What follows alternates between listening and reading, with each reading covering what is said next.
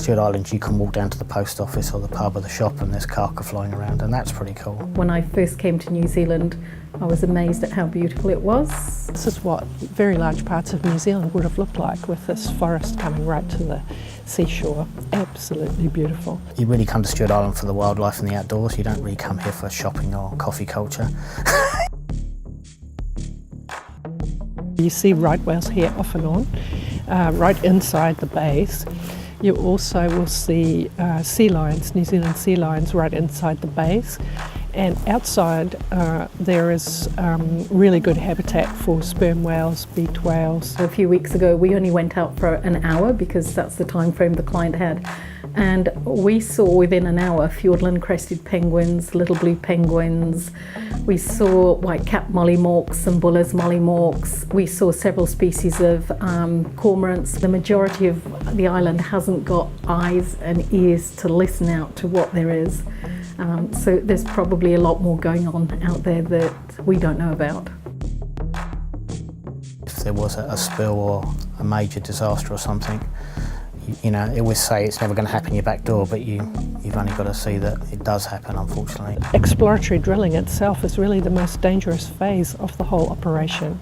It's an exploratory drill that caused the Deep Horizon oil spill. Yellow-white penguins are breeding around here, and they're, you know, becoming quite rapidly one of the world's rarest penguins. And you know, if there was a big spill or something like that, that could almost knock them into extinction on Stewart Island. If there's oil sitting on the water, there's oil fumes coming off that oil that is slowly degrading, and that sits on the water surface because it's heavier than normal air. And so marine mammals moving through the area, they breathe in this really toxic material.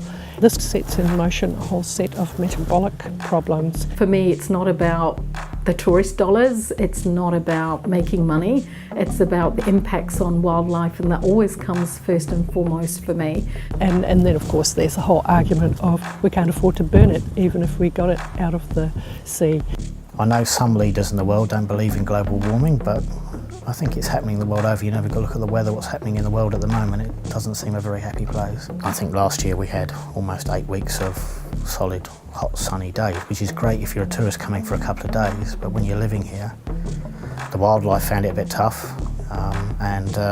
You know, where we were going kiwi spotting, the ground was rock hard, bake hard. It shouldn't be like that. I noticed a huge impact on bird life. It's going to have an impact on insect life if there's less water to allow some of the eggs to hatch. A lot of people come to live here because they love nature, they love the environment. If they didn't, they'd be somewhere in a city. And a lot of people do care about wildlife, do care about the environment, and I think there would be quite a strong voice from Stewart Island.